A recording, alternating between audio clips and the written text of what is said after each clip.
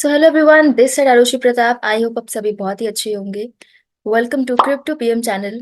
तो आज जानते हैं इस वीडियो में कि क्रिप्टो से रिलेटेड क्या क्या न्यूज़ आई है। बिना किसी देरी के स्टार्ट करते हैं वीडियो को। And if you are interested to know more about crypto, don't forget to subscribe our channel. Hong Kong की एसएफसी ने क्रिप्टो एक्सचेंजेस लाइसेंस एप्लीकेशंस को अब एंड कर दिया है और जितनी भी नॉन कंप्लाइंट प्लेटफॉर्म है वो 31 मई तक क्लोज हो जानी चाहिए। तो हांगकांग की एसएफसी ने February 29 को क्लोज कर दिया है अपना लाइसेंसिंग पोर्टल, जिसमें जितने भी एक्सचेंजेस थे, क्रिप्टो एक्सचेंजेस, वो लाइसेंस के लिए अप्लाई कर सकते थे।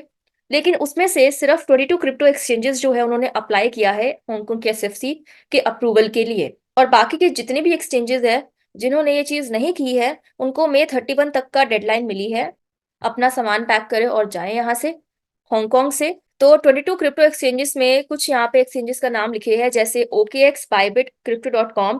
वो भी इन्होंने लाइसेंसिंग प्रोसीजर को इनिशिएट किया है। बाकियों के नाम यहाँ पे सभी के नाम नहीं लिखे हैं, कुछ मेन के नाम लिखे हैं।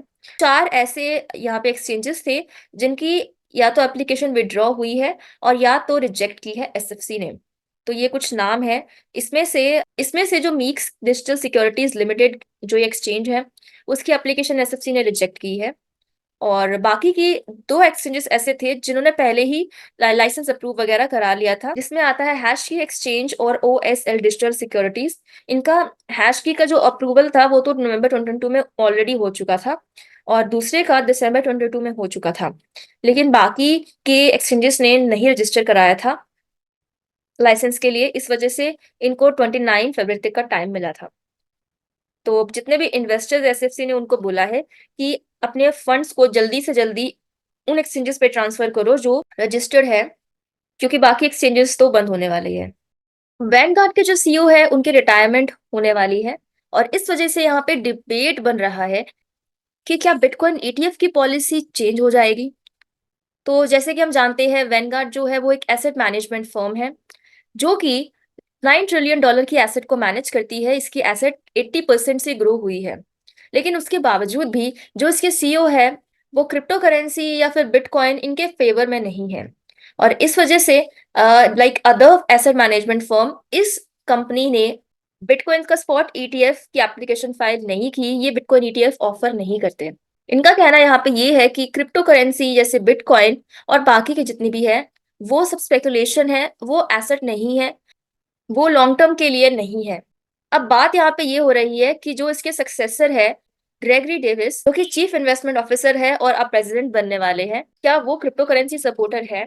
और इस वजह से यहाँ पे डिबेट हो रही है उनके बनने के बाद क्या बिटकॉइन की ETF पॉलिसी में चेंज होगा या नहीं होगा। आपको क्या लगता है कि होगा या फिर ये भी इन्हीं की तरह होंगे जो कि उसकी अगेंस्ट होंगे? Do let us know in comments. Moving to next news, BlackRock ने लॉन्च किया है अपना पहला बिटकॉइन ETF ब्राजील में ऑन March 1। तो ब्लैक रॉक जो कि सबसे बड़ी एसेट मैनेजमेंट कंपनी है, तो ये अपना iShares bitcoin trust BDR IBITI 39 टिकर साइन से स्टार्ट करने वाली है ब्राजील में, जो कि बहुत ही अच्छी बात है क्रिप्टो इंडस्ट्री के लिए। अभी सिर्फ ये चीज US में हो रही थी, लेकिन अब ब्राजील में हो रही है। और आई होप कि जल्दी से जल्दी इंडिया में भी ऐसी कुछ कंपनीज हो जो ये भी स्टार्ट करे। लेकिन फिलहाल अभी ब्राजील की बात कर लेते हैं हम। ये March 1 को होने वाला था। ब्राजील का मेन स्टॉक एक्सचेंज B3 जो है उस पे iShares bitcoin trust Brazilian depository receipts BDR accessible होगा क्वालिफाइड इन्वेस्टर्स के लिए। और अभी इसका जो प्राइस परफॉर्मेंस है, ये IBIT 39 जो है, ये आप सभी को पता है ETF जो है वो स्ट्रक्चर किया जाता है, तो ये बिटकॉइन के सीधे प्राइस से यहाँ पे ट्रैक किया जाएगा जो स्पॉट ETF है। और साथ ही साथ इसमें जो भी मैनेजमेंट फी है वो 0.25% लगनी थी, लेकिन अभी 0.12% से कम की है फॉर द फर्स्ट ईयर, जब तक $5 बिलियन एसेट्स उनके पास ना हो जाए।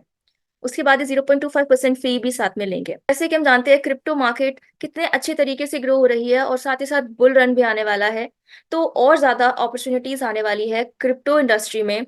ऐसे ही स्टेप्स लिए जा रहे हैं ताकि क्रिप्टो को और ज्यादा प्रमोट किया जाए। ब्राजील तो वैसे भी बहुत ही पॉजिटिव है क्रिप्टो को लेकर। तो नाइजीरियन अथॉरिटीज ने बाइनांस पे $10 बिलियन का फाइन लगाया है। अब जानते हैं कि ऐसा क्यों हुआ है, क्या सीन चल रहा है। तो नाइजीरियन गवर्नमेंट ने $10 बिलियन का बाइनेंस पे फाइन लगाया है as a part of crackdown on the platform, अपनी नेशन की लोकल करेंसी को स्टेबलाइज करने के लिए। तो यहाँ पे एक बंदा है बेओ ओनानुगा, ये स्पेशल एडवाइजर है on information and strategy president का। अब इस बंदे ने बीबीसी के साथ इंटरव्यू किया था, तो उसमें इसने रिवील किया है कि बाइनेंस को $10 बिलियन का फाइन यहाँ पे पे करना पड़ेगा, क्योंकि बाइनेंस जो है वो प्रॉफिट अपना कमा रही है इलीगल ट्रांजेक्शन करके नाइजीरिया में, जिस वजह से नाइजीरिया की इकोनॉमी पे इफेक्ट पड़ रहा है और उनको लॉसेस फेस करने पड़ रहे हैं।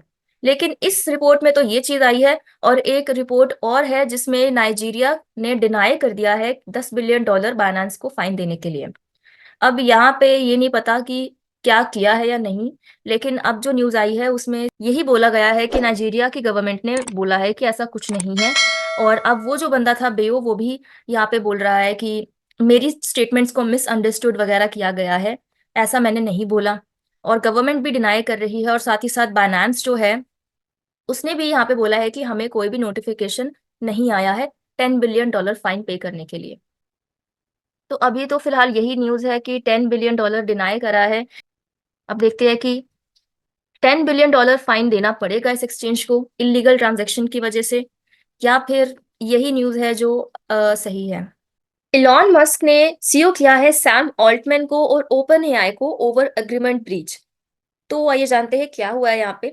इलॉन मस्क जो कि सीईओ है स्पेस एक्स के, टेस्ला के और एक्स के, जो कि पहले ट्विटर था, तो इसने सैम ऑल्टमैन को, जो कि ओपन एआई के सीईओ है, चैट जीपीटी जिन्होंने बनाया है, उसे स्यू किया है, क्योंकि यहाँ पे एलॉन मस्क का कहना है कि इनका कॉन्ट्रैक्ट हुआ था और सैम ऑल्टमैन ने वो कॉन्ट्रैक्ट तोड़ दिया।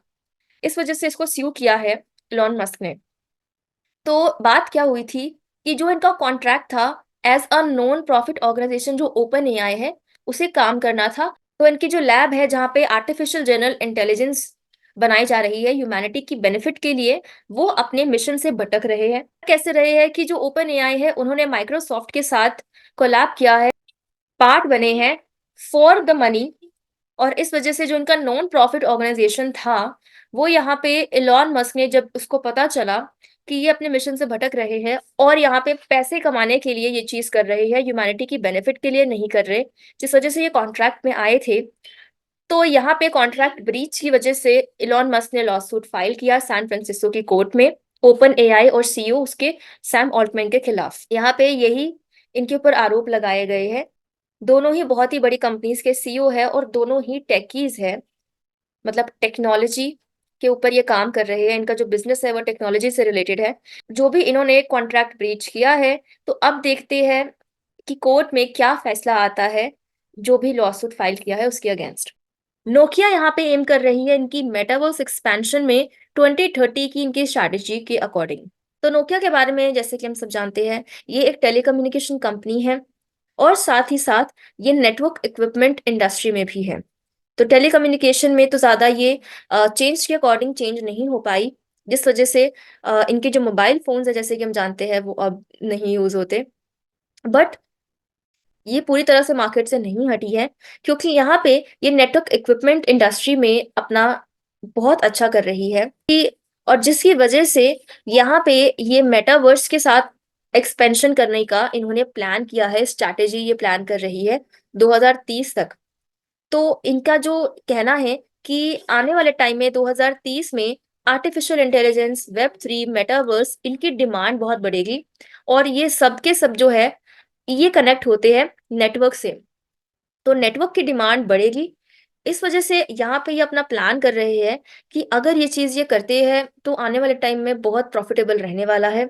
तो इनकी ये टेक्नोलॉजी स्ट्रैटेजी 2030 रिपोर्ट के अकॉर्डिंग ये जो है इन्वेस्टमेंट ज्यादा से ज्यादा अपने नेटवर्क इंफ्रास्ट्रक्चर और सर्विसेज में करेंगे, क्योंकि इनका मानना है यही चीज मैंने आपको अभी जो पहले बताई कि 2030 तक, अभी जैसे कि हम देख पा रहे हैं कि मेटावर्स में ज्यादा लोग इन्वॉल्व नहीं है, लेकिन आने वाले टाइम में ये चीज जो होगी ये बहुत बढ़ने वाली है। और इस वजह से इनका प्रोडिक्शन है 22% से 25% यहाँ पे राइज देखने को मिलेगा 2022 से 30 के बीच में। इस वजह से यहाँ पे जनरेटिव एआई में, वर्चुअल रियलिटी डिवाइसेस में अडॉप्शन होगी। तो इसलिए नोकिया जो है वो प्लान कर रही है इन्वेस्ट करने के लिए हेविली इन इट्स पोर्टफोलियो, जिसमें नेटवर्क इक्विपमेंट एंड सर्विसेज है, जो कि आने वाले साल में बढ़ने वाले हैं।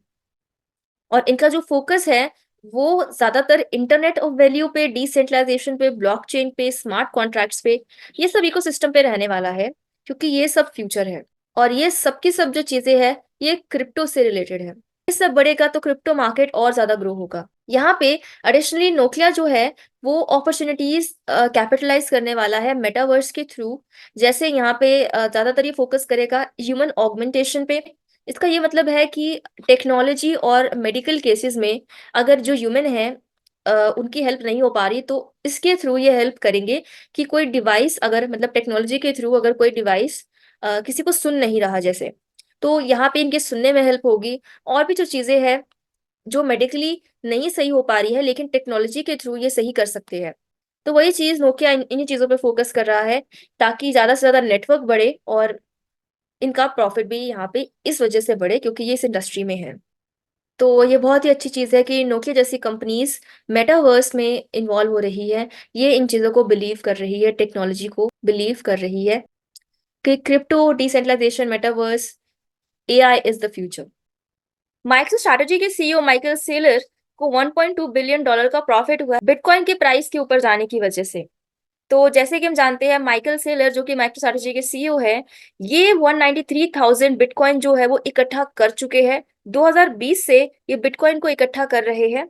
और अब ये जो इंस्टीट्यूशन है माइक्रो स्ट्रैटेजी, ये दुनिया की लार्जेस्ट बीटीसी होल्डर बन चुकी है। फिलहाल इन्होंने अभी 15 से 25 फरवरी के बीच 3,000 बिटकॉइन जो है वो परचेज किए थे 155.4 मिलियन डॉलर के।